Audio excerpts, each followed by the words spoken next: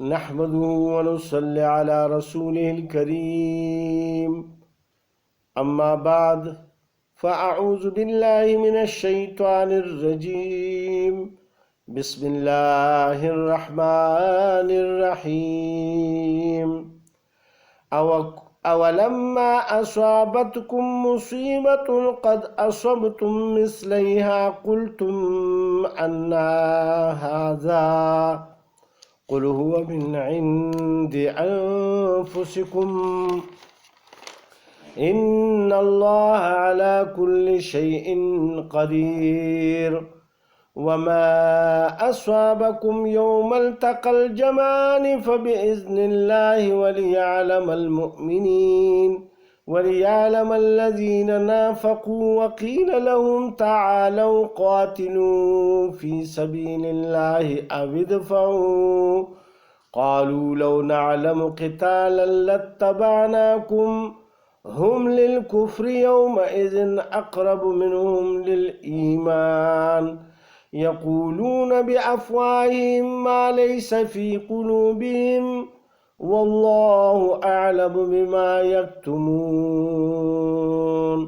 الذين قالوا لإخوانهم وقعدوا لو أطاعونا ما قتلوا قل فادرءوا عن أنفسكم الموت إن كنتم صادقين صدق اللہ العظیم۔ السلام علیکم میرے بھائی اور بہنوں، آج ہم سورہ آل عمران کی آیت نمبر 165 سے شروع کریں گے۔ اللہ سبحانہ و تعالیٰ مجھے صحیح پڑھنے اور پھر عمل کرنے کی توفیق عطا فرمائے اور آپ کو بھی۔ اس آیت میں اللہ سبحانہ و تعالیٰ فرماتے ہیں اولما اصابتکم مصیبت، کیا جس وقت پہنچی تم کو ایک تکلیف، قد اصبتم مثلہا، پہنچا چکے اس سے دوچن، قلتم ان ھذا، تو کہتے ہو یہ کہاں سے آئی، قل ھو من عند انفسکم، تو کہہ دے آپ یہ تکلیف تم کو پہنچی تمہاری طرف سے۔ اس آیت میں اللہ سبحانہ و تعالیٰ اس واقعے کی طرف اشارہ فرما رہے ہیں جو جنگ احد میں پیش آیا۔ 70 صحابہ شہید ہوئے اور جیتی ہوئی جنگ ہار میں تبدیل ہو گئی۔ تو منافقین جو تھے انہوں نے پراپیگنڈا شروع کیا کہ یہ دیکھے ہماری بات نہیں مانی گئی، لہٰذا یہ جو ہے ہار گئے۔ تو کچھ مسلمان جو تھے، جو ابھی نئے مسلمان ہوئے تھے اور ان کا اتنا زیادہ پختہ نہیں ہوئے تھے ایمان پہ، تو وہ بھی اس طرح کہنے لگے کہ اگر ہم یہ کہاں سے یہ مصیبت یہ ہمارے اوپر آن پڑی، کہ اللہ سبحانہ و تعالیٰ نے اپنے پیغمبر علیہ السلام سے وعدہ فرمایا تھا کہ میں آپ کی مدد کروں گا، لیکن یہ ہمیں تو بہت بڑی تکلیف پہنچی۔ لہٰذا اللہ سبحانہ و تعالیٰ فرماتے ہیں کہ یہ جو مصیبت تمہیں پہنچی ہے، تو اس سے زیادہ مصیبت تو ان کو پچھلے سال پہنچی تھی بدر میں، اور وہ بھی اس وقت جو تم اس حالت سے بھی بدتر تھے، یعنی بالکل خالی ہاتھ تھے، کچھ تلواریں نہیں تھی، زرہیں نہیں تھی، کوئی سامان جنگ کوئی بھی نہیں تھا تمہارے پاس، بے سر و سامانی کی حالت میں، لیکن اللہ کی مدد آئی اور تم نے ان میں سے 70 کو قید کیا اور 70 کو مار دیا۔ لہٰذا وہ جو قید ہو کر آ گئے، تو ان کے متعلق اللہ سبحانہ و تعالیٰ کا وعدہ تھا کہ اگر تم ان کو قتل کر دو فبہا، یہ بھی ٹھیک ہے اللہ کے راستے میں، کیونکہ کافر ہے یہ اگلے سال پھر تم سے لڑائی کریں گے، اور اگر ان کو چھوڑو گے فدیہ لے کر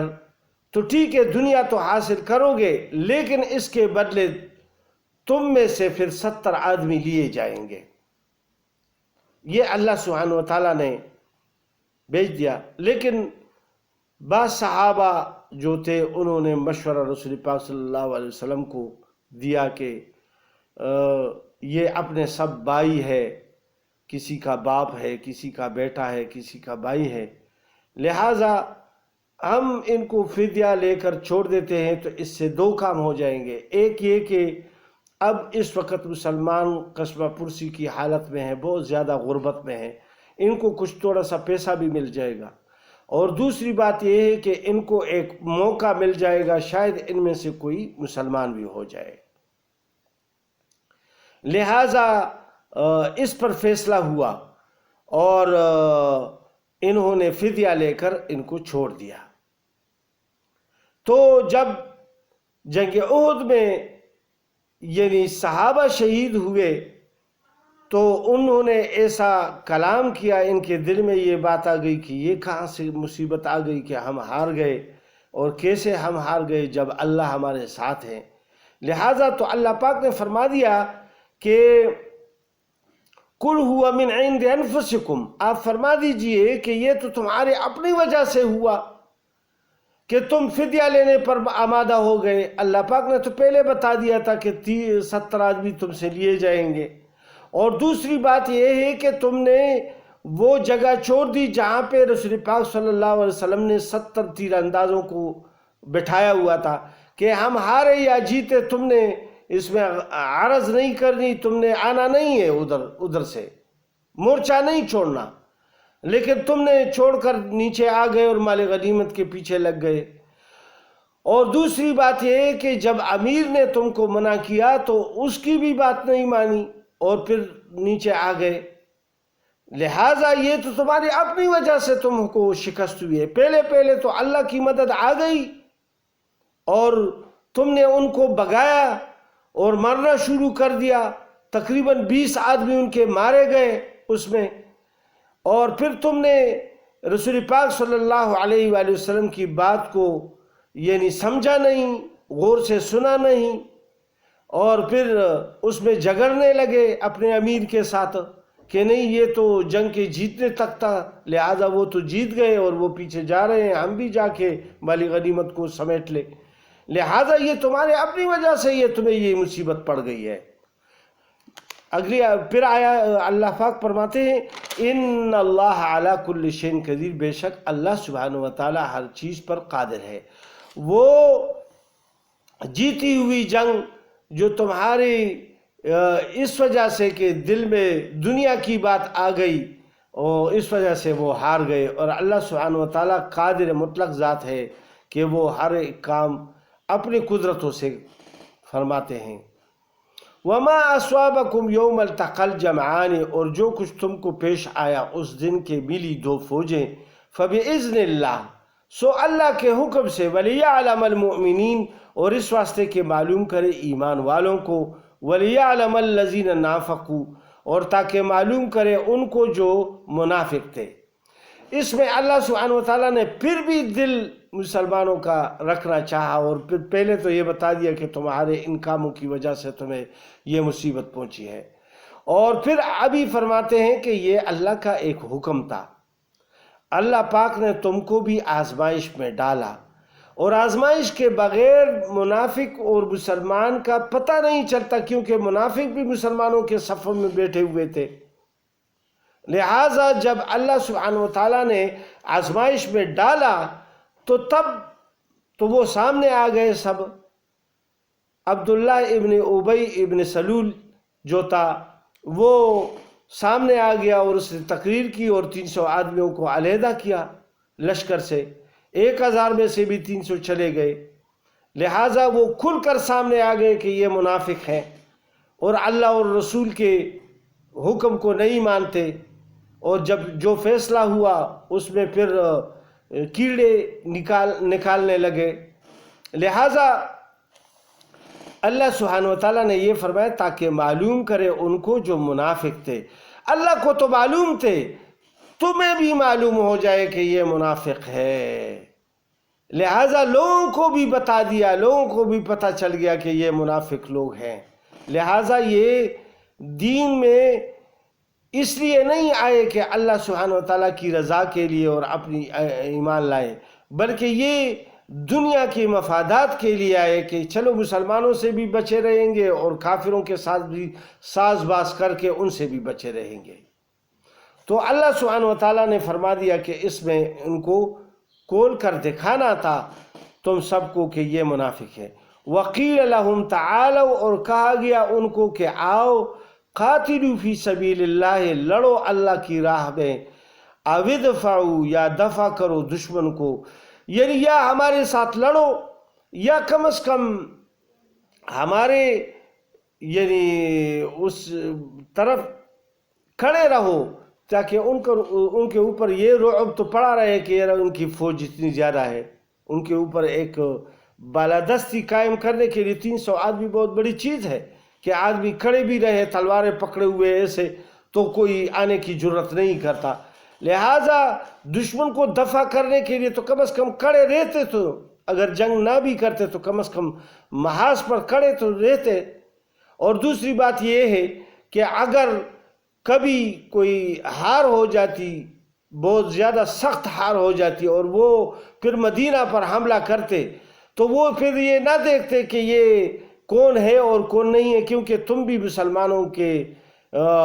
صفوں میں ہو، تمہاری اولاد بھی انہی کے ساتھ ایک ہی جگہ پر ہے، تو تمہاری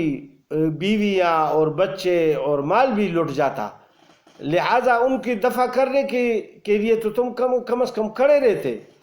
قالوا لو نعلم قتالا لاتبعناکم، بولے اگر ہم کو معلوم ہو لڑائی تو البتہ تمہارے ساتھ رہیں۔ اس میں سے دو مطلب ہے۔ منافقوں نے ایک یہ کہا کہ ہمیں پتہ ہے کہ یہ جنگ ناممکن ہے، وہاں 3000 کا لشکر ہے، ادھر کوئی 700 1000 آدمی ہے، لہٰذا یہ بھاگ جائیں گے اور یہ لڑائی نہیں ہونی۔ دوسری بات اس کا مقصد یہ ہے کہ انہوں نے یہ بہانہ کیا کہ یار جی ہمیں تو لڑنا ہی نہیں آتا تو ہم کیسے لڑے، اپنے آپ کو ایسے ہی جنگ میں جھونک دے اور مارنے کے لیے چلے جائیں، لہٰذا ہمیں تو جنگ کا طریقہ نہیں آتا، لہٰذا ہم نہیں لڑ سکتے، بس یہ بہانہ کر دیا۔ اللہ سبحانہ وتعالیٰ فرماتے ہیں قالوا لو نعلم قتالا، بولے اگر ہم کو معلوم ہو یعنی ہم کو آتی لڑائی، لاتبعناکم، تو ہم تمہاری تابعداری کرتے یعنی آپ کے ساتھ ہوتے۔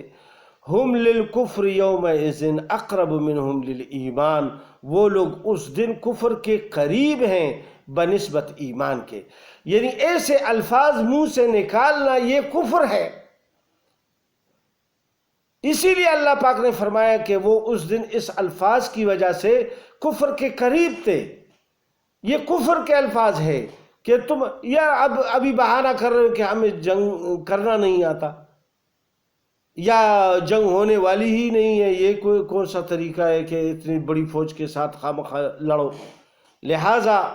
یہ تمہارے دونوں باتیں غلط ہے۔ یقولون بافواہہم، کہتے ہیں اپنے منہ سے، ما لیس فی قلوبہم، جو نہیں ان کے دل میں، یعنی جو ان کے دل میں ہے وہ بات یہ اپنے منہ سے نہیں کہتے، منہ سے کچھ اور کہتے ہیں، بہانے بناتے ہیں، اور دل میں ان کا بغض، حسد، کینہ ہے مسلمانوں کے خلاف، کافروں سے ملے ہوئے ہیں۔ یہ ایک قسم کی ان کو طاقت فراہم کر دی کہ 300 آدمی کو لے گئے۔ واللہ اعلم بما یکتمون، اور اللہ خوب جانتا ہے جو کچھ چھپاتے ہیں۔ الذین قالوا لاخوانہم، وہ لوگ ہیں جو کہتے ہیں اپنے بھائیوں کو، وقعدوا، اور آپ بیٹھ رہے ہیں، لو اطاعونا ما قتلوا، اگر وہ ہماری بات مانتے تو مارے نہ جاتے۔ یعنی وہ کہتے کہ ہماری بات کو، مشورے کو مان لیتے کہ یار ہم مدینہ میں چھپ کر وار کریں گے ان کے اوپر اور اپنے گھروں میں مرچزن ہوں گے اور باہر نہیں میدان میں لڑتے، تو ہماری یہ بات مان لیتے تو یہ آج قتل نہ ہوتے، میدان جنگ میں 70 آدمی شہید نہ ہوتے۔ قل، تو آپ فرما دیجئے، فادرؤوا عن انفسکم الموت ان کنتم صادقین، ہٹا دیجئے اپنے اوپر سے موت کو اگر تم سچے ہو، یعنی اگر تم اس بات میں سچے ہو تو موت تو آئے گی، کبھی نہ کبھی تو آئے گی۔ یہ تو تم دیکھتے ہو کہ ظاہری طور پر اللہ کے راستے میں شہید ہو گئے، اور تمہیں اگر ابھی آفت آ گئی، کوئی بیماری آ گئی، یا کوئی ایسے اچانک دل کا ہارٹ فیل ہو گیا، تو پھر کیا ہوگا؟ موت تو نہیں ٹلا سکتے اپنے اوپر سے، اور کتنی دیر ٹھلاؤ گے؟ ولا تحسبن، اللہ سبحانہ و تعالیٰ اس میں ان کی اندرونی بات بتاتے ہیں جو ان کے دلوں میں تھی۔ اللہ سبحانہ و تعالیٰ ہم سب کو ان پر عمل کی توفیق عطا فرمائے۔ وما علینا الا البلاغ۔ السلام علیکم ورحمۃ اللہ۔